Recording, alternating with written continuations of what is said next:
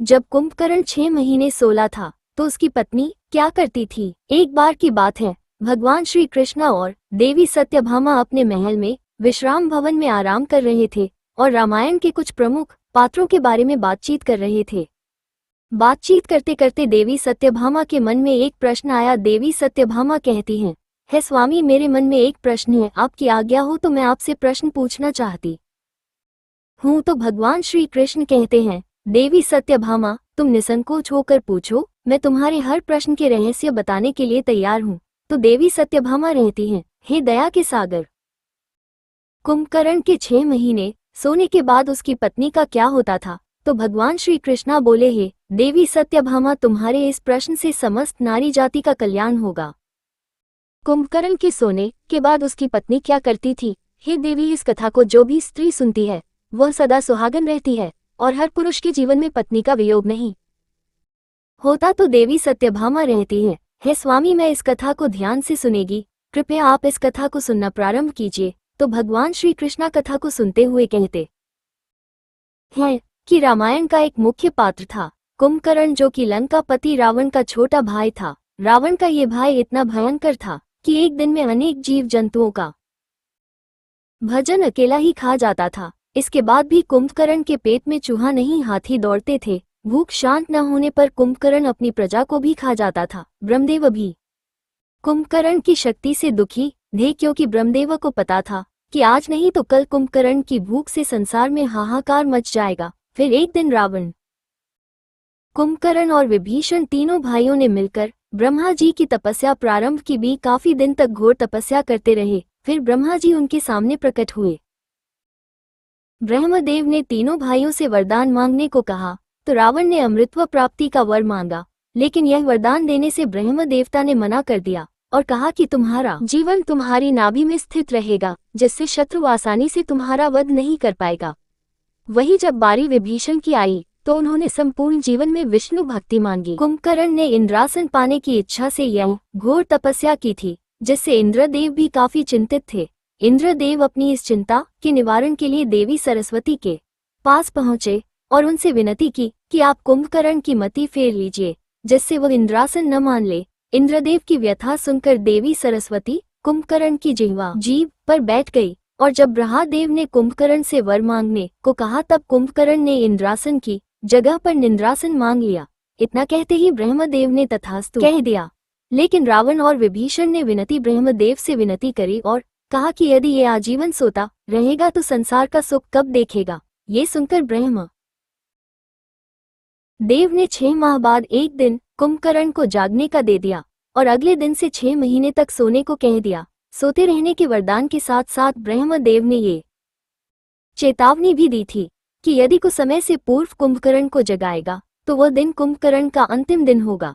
इतना कहकर ब्रह्मदेव अंतर्ध्यान हो गए। ब्रह्मा जी के वरदान के अनुसार कुंभकर्ण 6 महीने सोता था, फिर एक दिन जागता था और फिर 6 महीने सोता था।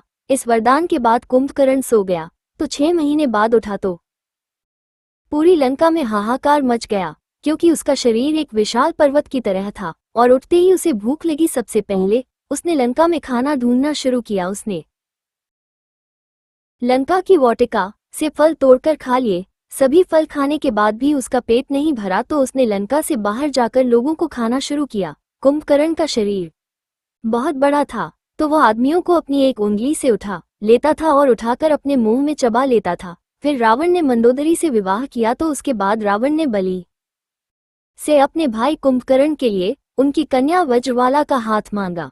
वज्रवाला बलि की पुत्री थी और बलि विरेचन का बेटा था। वामन अवतार में जब भगवान विष्णु ने बलि से 3 पग धरती मांगी थी, उसी समय वज्रवाला वहां थी और इन सबको देखने के बाद वज्रवाला एक शक्तिशाली कन्या बन गई थी। उसे हथियार बनाने की अच्छी समझ थी। रावण के बोलने में कुंभकर्ण और वज्रवाला का विवाह हो गया।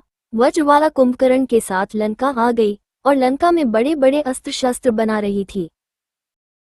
कुछ समय के बाद वज्रवाला और कुंभकर्ण के 2 बेटे हुए, जिम एक का नाम कुंभ और दूसरे का नाम निकुंभ था। इसके अलावा कुंभकर्ण ने 2 विवाह और किए थे और ये दोनों विवाह उसने अपनी मर्जी से किए थे। कुंभकर्ण की दूसरी पत्नी का नाम कर्कटी था। कर्कटी एक राक्षस पुत्री थी जो सह्याद्री की राजकुमारी थी, जिस पर कुंभकर्ण मोहित हो गया था और बाद में कुंभकर्ण ने कर्कटी से विवाह कर लिया था।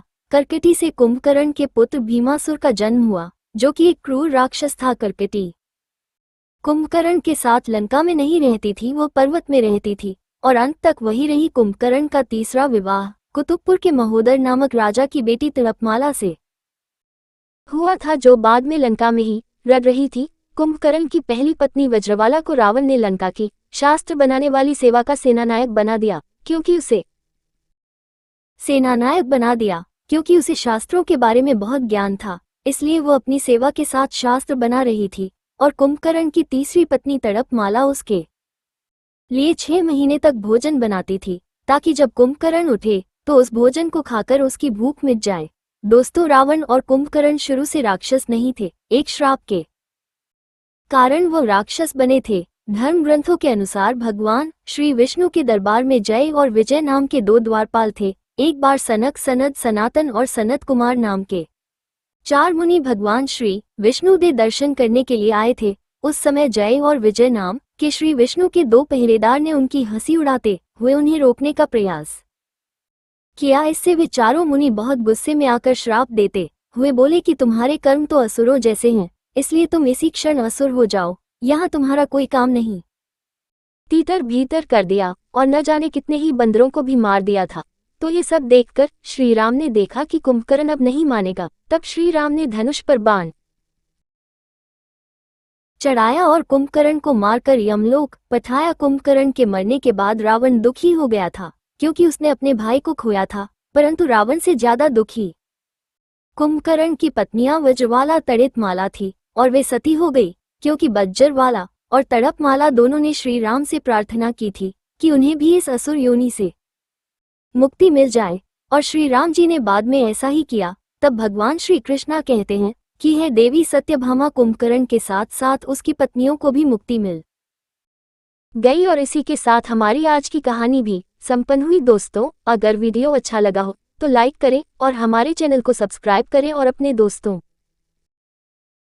के साथ शेयर करें। कमेंट बॉक्स में जय श्री राम जरूर लिखें और कमेंट करके बताएं कि अगर मुझसे कोई गलती हुई हो तो अगली बार उसको सुधार करेंगे। धन्यवाद।